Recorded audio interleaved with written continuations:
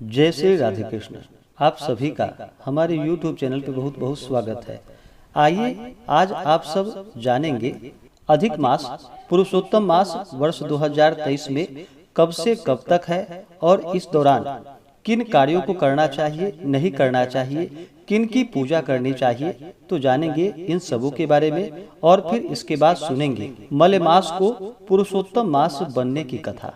इस बार वर्ष 2023 में अधिक मास जो कि 18 जुलाई 2023 दिन मंगलवार से शुरू है और इसका समापन जो कि 16 अगस्त 2023 दिन बुधवार जो कि मले मास की समाप्ति होगी, अधिक मास की समाप्ति होगी। अधिक मास जिसे कि मले मास, पुरुषोत्तम मास आदि के नामों से जाना जाता है। श्रुति स्मृति पुराण आदि जिस महीने में सूर्य संक्रांति न हो वह महीना अधिक मास होता है और जिसमें 2 संक्रांति हो वह 6 मास होता है। इसको मलिमलूच भी कहते हैं।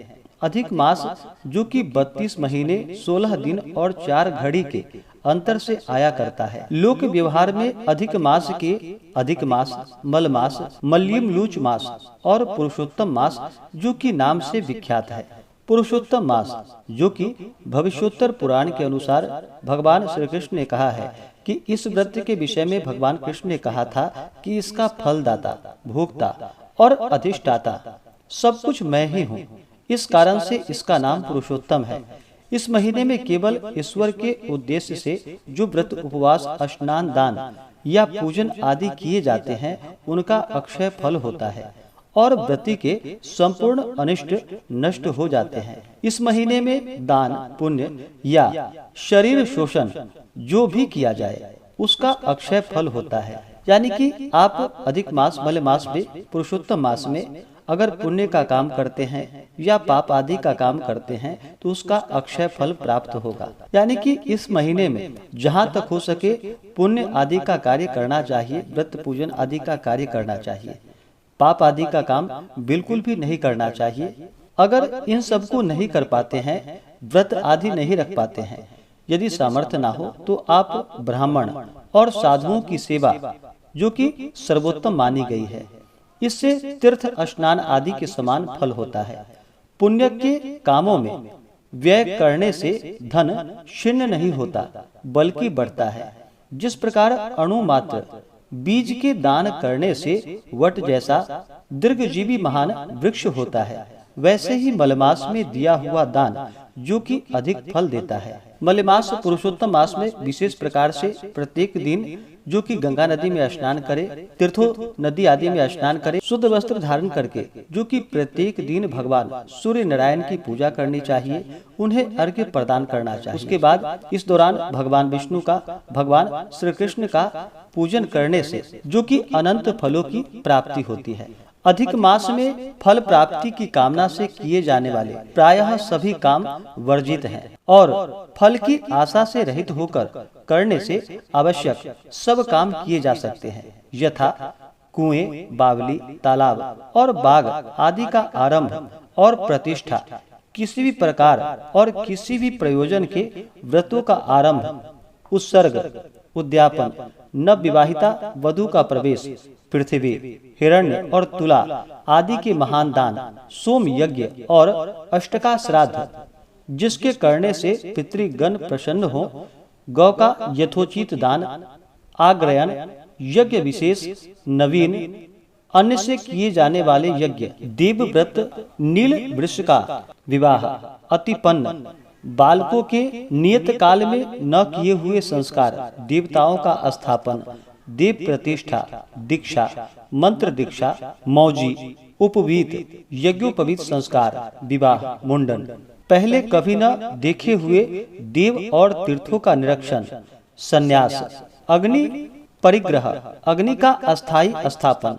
राजा के दर्शन, अभिषेक, प्रथम यात्रा, चातुर्मासीय व्रतों का प्रारंभ, कर्णवेध और परीक्षा, ये सब काम अधिक मास और गुरु शुक्र के अस्त तथा उनके विशुद्ध और बालत्व के 3-3 दिनों में और न्यून मास में भी सर्वथा वर्जित है, यानी कि इन कार्यों को नहीं करनी चाहिए। इनके अतिरिक्त तीव्र ज्वर आदि, प्राण घातक रोग आदि की निवृत्ति के रुद्र जपादि अनुष्ठान, कपिल षष्ठी जैसे अलभ्य योगों के प्रयोग, अनावृष्टक के अवसरों में वर्षा कराने के पुरस्चन, वसटकारा वर्जिता आहुतियों का हवन, ग्रहण संबंधी श्राद्ध, दान और जपादि, पुत्र जन्म के कृत्य और पितृमरण के श्राद्धादि तथा गर्भाधान, पुंसवन और सीमंत जैसे संस्कार और नियत अवधि में समाप्त करने के पूर्वागत प्रयोग आदि ये सब कार्य किए जा सकते हैं।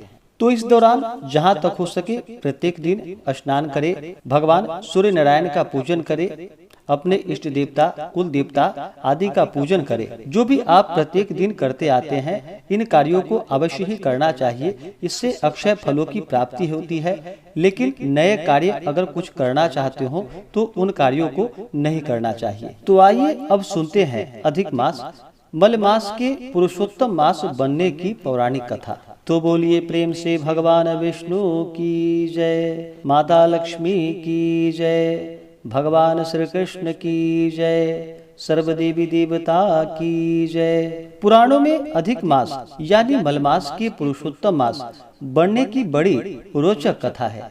कहते हैं कि दैत्यराज हिरण्यकश्यप ने अमर होने के लिए तप किया। ब्रह्मा जी प्रकट होकर वरदान मांगने को कहते हैं।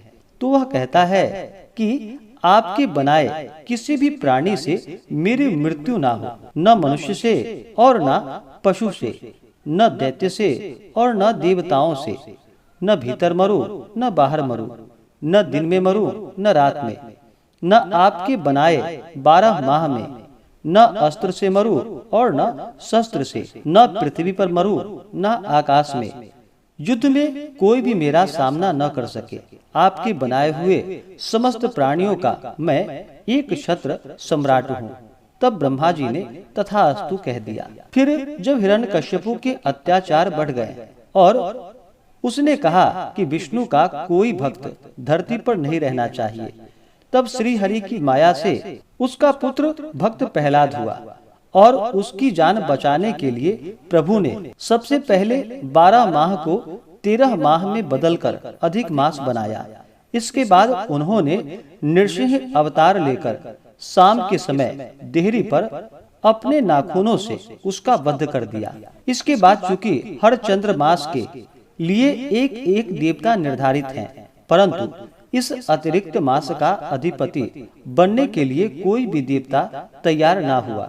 ऐसे में ऋषि मुनियों ने भगवान विष्णु से आग्रह किया कि वे ही इस मास का भार अपने ऊपर ले लें और इसे भी पवित्र बनाए। तब भगवान विष्णु ने इस आग्रह को स्वीकार कर लिया और इस तरह यह मलमास के साथ पुरुषोत्तम मास भी बन गया। ऐसी भी मान्यता है कि स्वामी विहीन होने के कारण अधिक मास को मलमास कहने से उसकी बड़ी निंदा होने लगी। इस बात से दुखी होकर मलमास श्री हरि भगवान विष्णु के पास गया और उनको अपनी व्यथा जो थी वह बतलाई। तब भगवान श्री हरि विष्णु ने उसे लेकर गोलोक पहुँचे। गोलोक में भगवान श्री कृष्ण ने मलमास की व्यथा जानकर उसे वरदान दिया कि अब से मैं तुम्हारा स्वामी हूँ। इससे मेरा सभी दिव्य गुण तुम में समाविष्ट हो जाएगा। मैं पुरुषोत्तम के नाम से विख्यात होऊंगा और मैं तुम्हें अपना यही नाम दे रहा हूँ। आज से तुम मलमास के बजाय पुरुषोत्तम मास के नाम से जाने जाओगे। इसलिए प्रति तीसरे वर्ष में तुम्हारे आगमन पर जो व्यक्ति श्रद्धा भक्ति के साथ कुछ अच्छे कार्य करेगा उसे कई गुना पुण्य फल प्राप्त होगा। इस प्रकार भगवान के अनुपयोगी हो चुके अधिक मास को धर्म और कर्म के लिए उपयोगी बना दिया। अतः इस दुर्लभ पुरुषोत्तम मास में स्नान, पूजन, अनुष्ठान एवं दान करने वाले को कई पुण्य फलों की प्राप्ति होती है। तो बोलिए प्रेम से भगवान विष्णु की जय, माता लक्ष्मी की जय, भगवान श्री कृष्ण की जय, सर्वदेवी देवता की जय। तो आशा करता हूँ कि यह जानकारी आपको अच्छा लगा हो। ऐसे ही ज्ञानवर्धक जानकारियाँ प्राप्त करने के लिए हमारे इस चैनल पे अगर आप नए हैं तो चैनल को लाल बटन दबा करके सब्सक्राइब करें, साथ में बेल आइकन घंटी को दबाएं ताकि मेरे वीडियो का नोटिफिकेशन आपको समय से मिलता रहे। वीडियो को लाइक करें, शेयर करें। सुखी रहें और स्वस्थ रहें। जय श्री राधे कृष्ण। धन्यवाद।